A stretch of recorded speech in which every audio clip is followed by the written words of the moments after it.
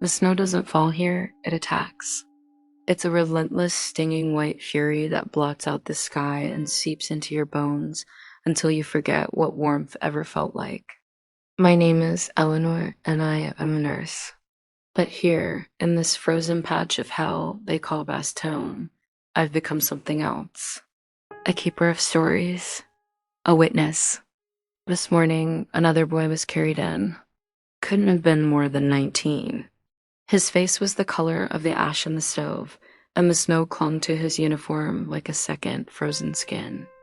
They laid him on my table, the rough wooden planks we use as an operating slab, and as I reached for my scissors to cut away the fabric, his hand, trembling and cold, grabbed my wrist. His eyes weren't glassy with shock, not yet.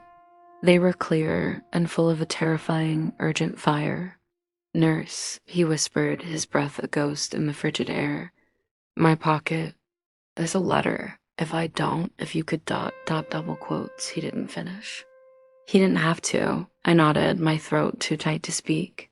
I finished my work, the grim, familiar dance of gauze and sulfa powder and prayer. He slept or passed out, I'm not sure which. And later, when the tent was quiet save for the moans of the wounded and the constant, distant thump of artillery, I remembered his request. I reached into the blood-stained pocket of his field jacket. My fingers didn't find a single folded letter. They found a small, leather-bound book, a diary, and tucked inside a stack of other letters, all addressed to different people in different hands.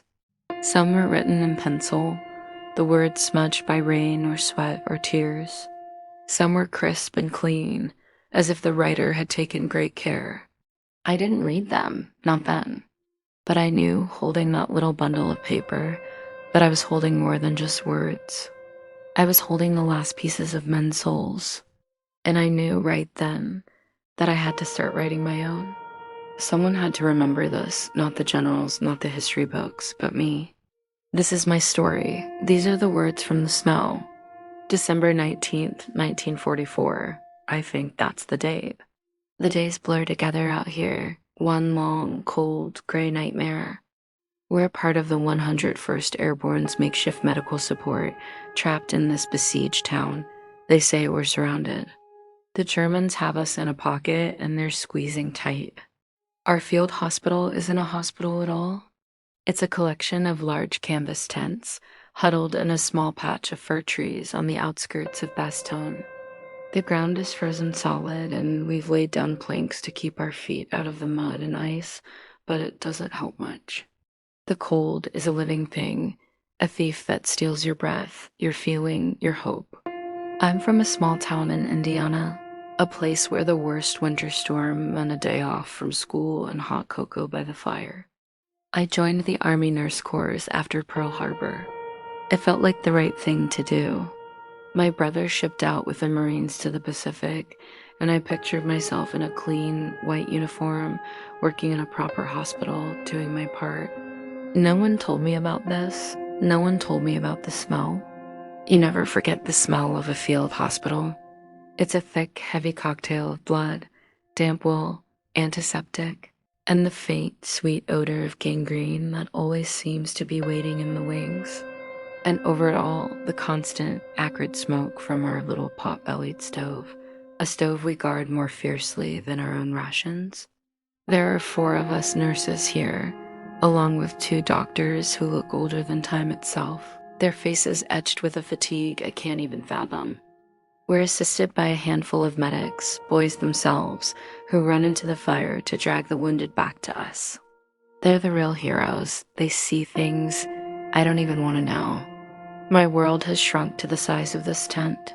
The world outside is the rumble of artillery, the crump of mortar shells, and the chattering of machine guns that sounds like some monstrous metallic insect. Inside, it's the soft murmur of prayers, the rasp of struggling breath, the snip of scissors, and the constant, dripping sound of melting snow from the bodies they bring in. I started a diary a few days ago on a few scraps of paper. It felt silly at first. What could I possibly write that would matter? But then I realized it's not for later, it's for right now. It's to keep myself sane, to remind myself that there's a world beyond this canvas, a world where the sun shines and people laugh without the sound being strained and tight. So I write. For myself, for the boy with the letters, for all of them.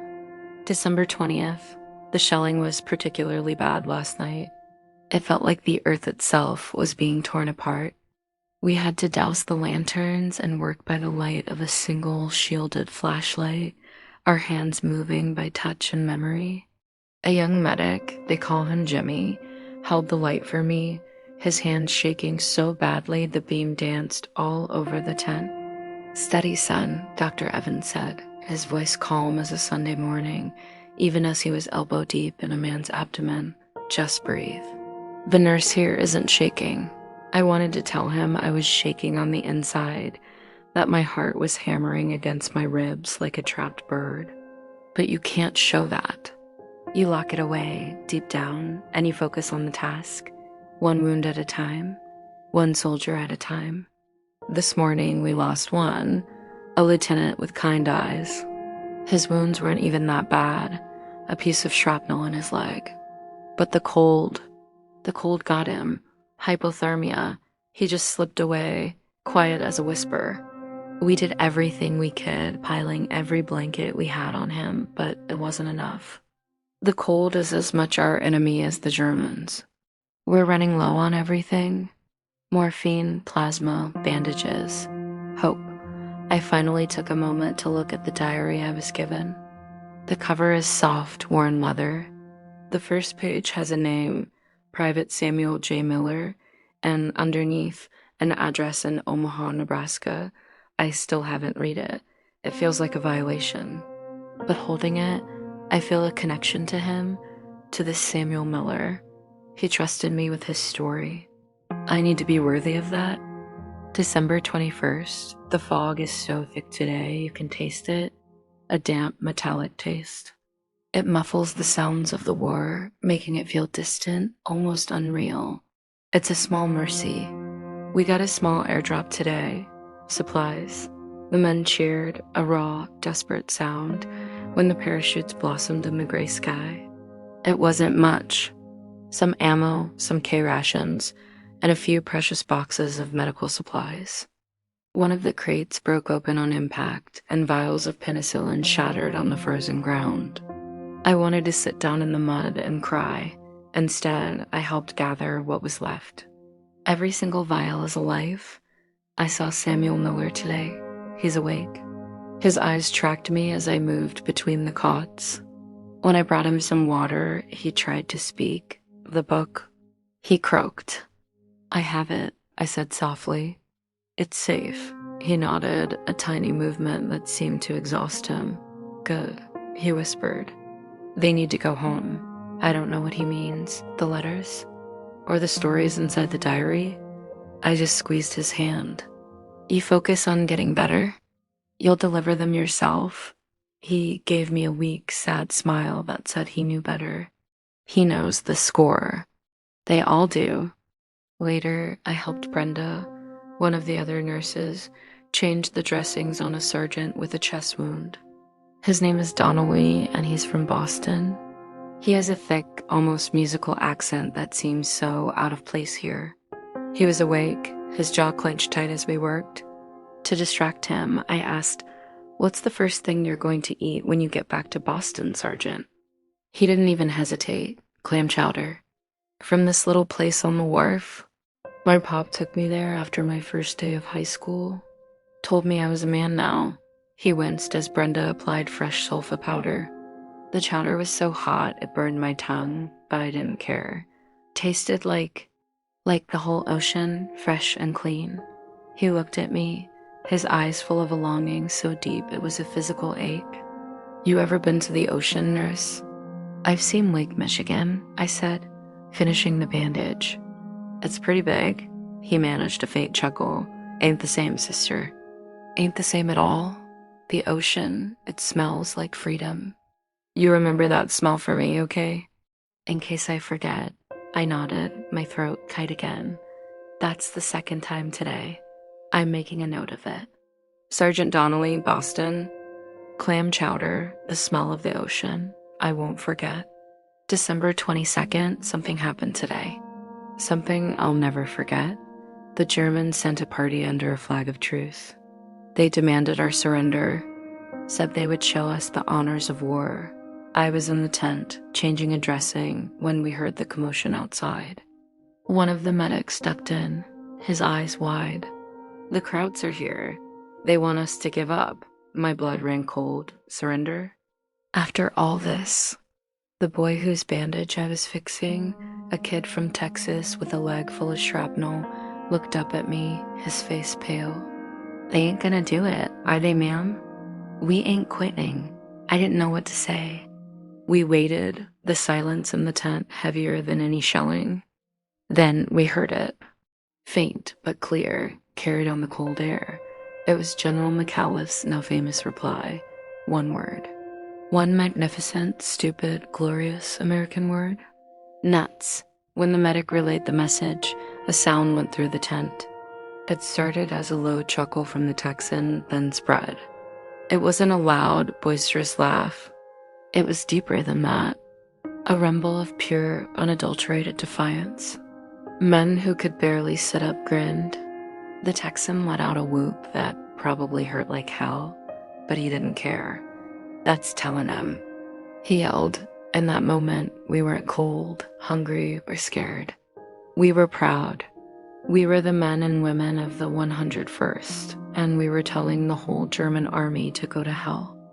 I found myself smiling, a real, genuine smile for the first time in weeks.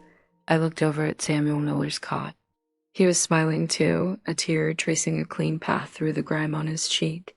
He caught my eye and gave me a slow, deliberate nod. That one word, nuts, did more for morale than any airdrop ever could. The rest of the day felt different. The shelling picked up again, of course, a furious response to our defiance. But the mood had shifted. We had drawn a line in the snow. Jimmy the medic, the one who was so scared, carried himself a little taller. When he brought in the next casualty, his hands were steady. Dr. Evans noticed it too. He clapped Jimmy on the shoulder, a rare gesture. Good work, son, that was all, but it was enough. That night, as I tried to warm my hands over the stove, I finally opened my own diary to write. The page was blank, but my head was full of the day's sounds, the silence of waiting, the single defiant word, the laughter that followed. I started to write not just about the events, but about the feeling. The solid, unshakable feeling of being part of something that would not break. December 23rd, clear skies today. For the first time in what feels like forever, I saw the sun. It was weak, pale winter sunlight, but it was real. And with the clear skies came the planes. Not German planes. Ours, C-47s, buzzing over like a swarm of metallic angels. Parachutes filled the sky, hundreds of them, drifting down with supplies. This wasn't a trickle. This was a lifeline. We all ran outside, ignoring the cold, staring up at the sky. We were cheering, crying, hugging each other. It was like a miracle. They dropped medical supplies, food, even Christmas presents from home. I saw a crate marked with a red cross, and my knees went weak with relief, but the joy was short-lived. The Germans weren't just watching the show. Their anti-aircraft guns opened up, filling the sky with black, ugly puffs of flak. We watched, our hearts in our throats, as one of the planes took a hit. It didn't explode, but it started smoking, losing altitude, drifting away from the drop zone. We all stood there, silent now, our cheers dying in our throats, watching that wounded bird struggle in the sky. We were so close to being saved. It was a brutal reminder that miracles here come with a price. Later, when the chaos died down, I sat next to Samuel Miller's cot. He was looking stronger. The color was returning to his face. Saw the plane go down, he said quietly. I nodded. I know. We got the supplies, though, he said, his voice firm. That's what matters. He asked me for his diary. I handed it to him, and he spent the next hour writing, his brow furrowed in concentration. He's putting something down in there, something important. I can feel it. The supplies we gathered were a godsend. Real bandages, morphine syringes, plasma. We also got blankets, thick woolen army blankets that didn't have holes in them. I helped distribute them, and the gratitude in the men's eyes was humbling. It wasn't just the physical warmth. It was the message. Someone knew we were here. Someone was trying to get us out. Sergeant Donnelly got a new blanket. He pulled it up to his chin, a contented sigh escaping his lips. Almost as good as that chowder, he mumbled, and was asleep in seconds. Small victories. We measure our lives in small victories now. December 24th, Christmas Eve. It's Christmas Eve. The thought feels absurd, like something from another lifetime. Back home, Mama would be baking pies. The house would smell of pine and cinnamon. And my little sister would be driving everyone crazy with excitement. Here, the smell is still blood and antiseptic. But something magical happened tonight. As darkness fell, one of the medics, a lanky kid from Tennessee named Billy, started humming Silent Night. It was soft at first, almost hesitant. Then another voice joined in, and another. Soon, the tent was filled with the sound of singing. Rough, tired voices, off-key and broken, but singing. They sang Christmas carols. Jingle bells, oh come all the faithful. Men who hadn't spoken in days were mouthing the words. Dr. Evans, the gruff, exhausted surgeon, stood up. He cleared his throat. I'm not much of a speaker, he began, his voice rough, and I'm certainly not a preacher. But it occurs to me that on this night, a long time ago, a child was born in a place not too different from this. A stable, a humble place, surrounded by animals and strangers. There was no room for him in the inn. He looked around at all of us, his gaze resting on each face, each wounded soldier. But that child brought a light into the world, a light of hope, and I see that same light here tonight in your faces. And your courage. You are the light in this darkness. Never forget that. There wasn't a dry eye in the tent, including mine. We were a bunch of filthy, cold, scared people in a tent in the middle of a war, but for a few minutes, we were a congregation. We were a family. After the singing died down, Samuel Miller motioned me over. Nurse Eleanor, he said. I want you to have this. He held out his diary. Samuel, I can't, I said. This is yours. You're going to make it. I am going to make it, he said, with a conviction that startled me. Because of you, because of all of you. But this book, it's not just my story anymore. It's theirs too. He gestured weakly around the tent. I've been writing down their stories. The things they've told me. The Texan over there, he was a rodeo clown before the war. Can you believe it? Jimmy the medic, he's secretly terrified of blood, but he does his job anyway. These are the things that matter, not the battles. The people, he pressed the book into my hands. Keep it, and when you get out of here, make sure someone knows. Someone has to know what ordinary men did here. I took the book. It felt heavy, imbued with the weight of all those confidences, all those fragments of lives interrupted. I will, I promised, my voice thick with emotion. I will. Later, I sat by the stove with a cup of bitter ersatz coffee, and I opened Samuel's diary. I skipped past his own personal entries, feeling that would still be a trespass. I found the pages he had filled since he'd been with us. In a neat, precise hand, he had written, Patient log, supplemental. December 22nd. Sergeant Michael Donnelly, Boston, Massachusetts. Misses the clam chowder from a stand on the wharf. Says the ocean smells like freedom. Asked the nurse to remember it for him. My breath caught. He had written down what I had promised to remember. He had another PFC James Jimmy Corwin, medic, Knoxville, Tennessee. admitted to me he gets dizzy at the sight of blood. He wanted to be a teacher, thinks he might be cowardly. Observation, he is the bravest man I have ever met. He faces his fear every time he runs into the line of fire. That is not cowardice. That is the definition of courage, page after page. The Texan, PFC Leroy Jenkins, and his stories of riding broncos. A quiet boy from Ohio who played the violin in his school orchestra and missed the feel of the strings under his fingers. Samuel wasn't just recording injuries. He was recording identities. He was fighting against the erasure of the self that war demands. He was making sure these men were not just numbers, not just wounds, but people. I clutched the book to my chest, the full weight of his trust settling on me. This was a sacred duty.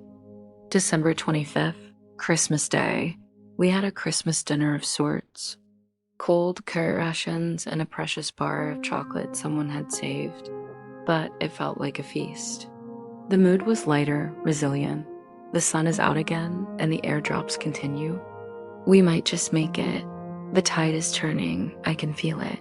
A moment of quiet drama today. The Texan, Leroy, was being ornery, refusing to eat his cold beans. Ain't fitting for a Christmas meal, he grumbled. Brenda, the nurse from Brooklyn, put her hands on her hips. Listen here, cowboy, she said, her accent sharp and clear. You eat those beans?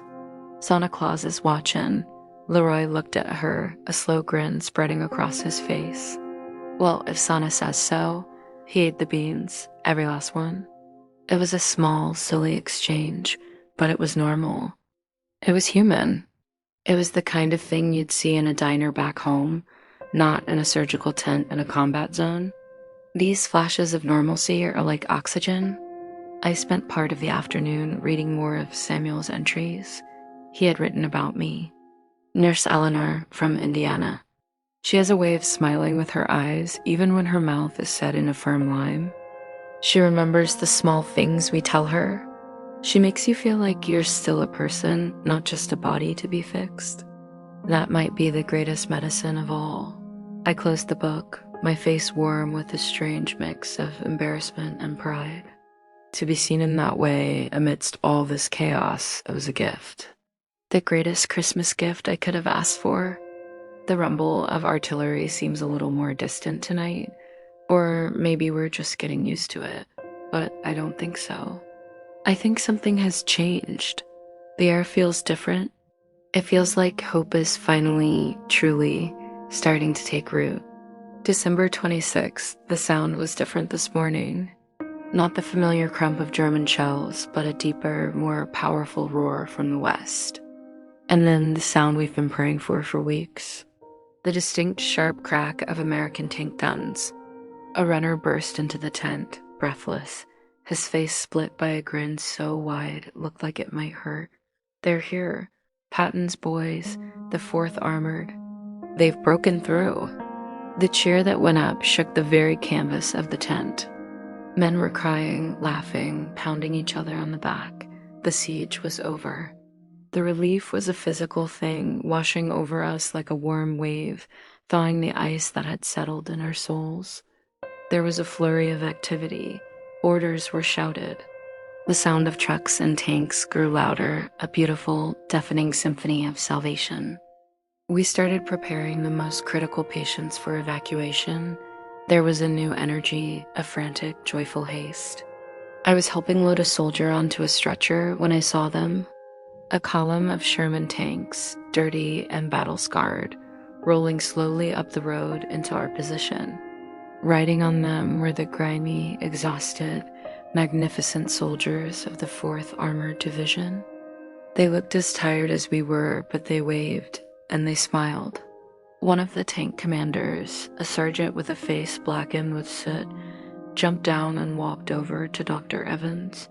He saluted, a crisp, formal gesture that seemed out of place in all this chaos. "Sir," he said, his voice rough. "Colonel Abrams sends his compliments. We're here to get you out." Dr. Evans, the unflappable rock, simply reached out and shook the sergeant's hand. He didn't say a word. He didn't have to. The gratitude in his eyes said it all. I looked around at my tent, my world for these past terrible, miraculous weeks. The blood-stained planks, the pot-bellied stove, the rows of cots now empty as men were carried to safety. This place of suffering had also become a place of profound humanity. I saw Samuel Miller being carried out on a stretcher. He saw me and raised a hand in a slow, steady wave. A goodbye and a thank you. He was taking his own story home. I clutched my diary and Samuel's to my chest. They were my cargo. My reason. The war wasn't over, not by a long shot. But this chapter was. We had endured, we had held. The evacuation was a controlled chaos I will never forget. The neat, orderly rows of cots were dismantled. The sounds of suffering were replaced by the sounds of engines and shouted orders. The medics from the 4th Armored moved with a confident efficiency, their faces grim, but their eyes full of respect for the men they were lifting onto stretchers. I helped Jimmy load Sergeant Donnelly into the back of an ambulance, a real, honest-to-goodness ambulance with a red cross on it. He gripped my hand. "You remember, right, the ocean?" "I remember, Sergeant," I said. "I'll never forget." He nodded, satisfied, and let himself be settled inside. I turned and saw Jimmy standing there, watching the tanks. He looked older. The boyish fear was gone from his eyes, replaced by a quiet, seasoned calm. "We made it, Nurse Eleanor," he said, almost to himself. "We did, Jimmy," I replied. "You were magnificent," he shrugged, a little embarrassed. "Just did my job." But he stood a little taller. Then it was time for us to go. The nurses, the doctors, we were to ride out in a truck. I took one last look inside the tent. It was just an empty, stained canvas shell now. The wind whistled through the open flaps, stirring up a piece of bloodied gauze. It was over. As I climbed into the truck, I saw a familiar figure walking towards us, supported by a crutch. Samuel Miller. He had insisted on walking out. He stopped by my window. "I meant what I said," he told me, his voice stronger now. "You made sure their stories get told." He patted the pocket of his jacket where I knew he had a new, small notebook. "I'll be doing the same. Goodbye, Samuel," I said. "Take care of yourself. You too, Eleanor." He smiled, a real, full smile this time. "And thank you." The truck engine roared to life, and we began to move. We bounced down the rutted road, away from the copse of firs, away from Bastogne. I didn't look back. I looked forward at the column of tanks and trucks stretching out ahead of us, at the clear, cold sky.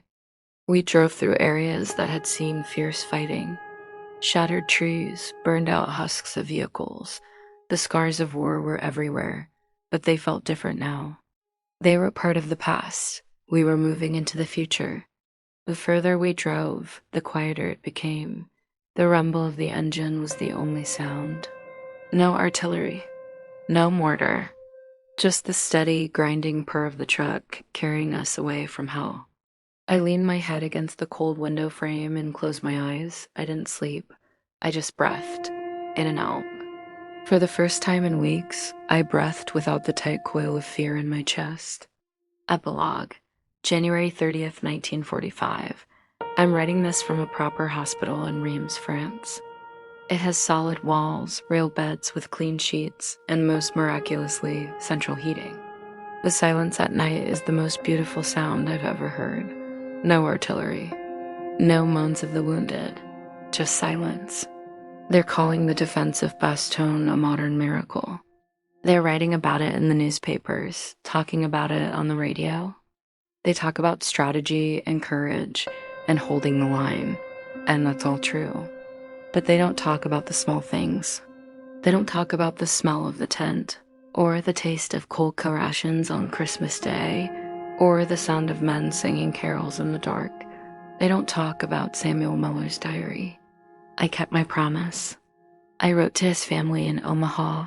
I told them their son was a hero, not for killing Germans, but for preserving memories. I sent them his book.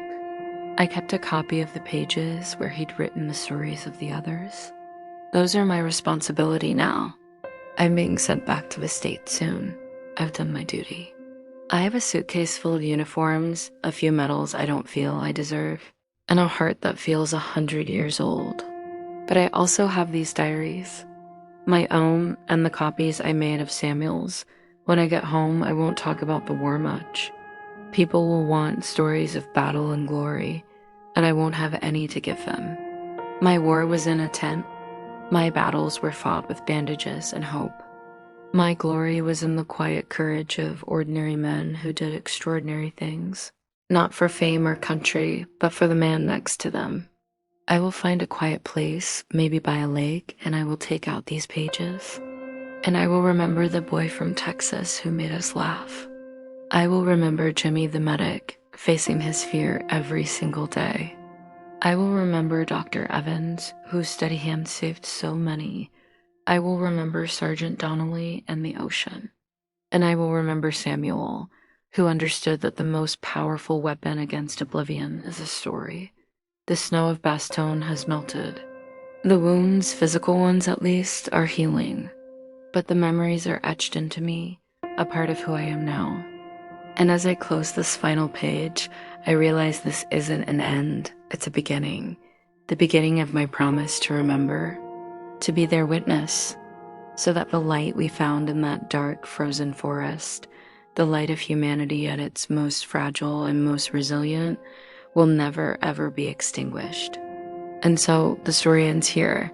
For now, the fire is warm, the room is quiet, and for the first time in a very long time, I feel a sense of peace, a deep, hard-won, and everlasting peace.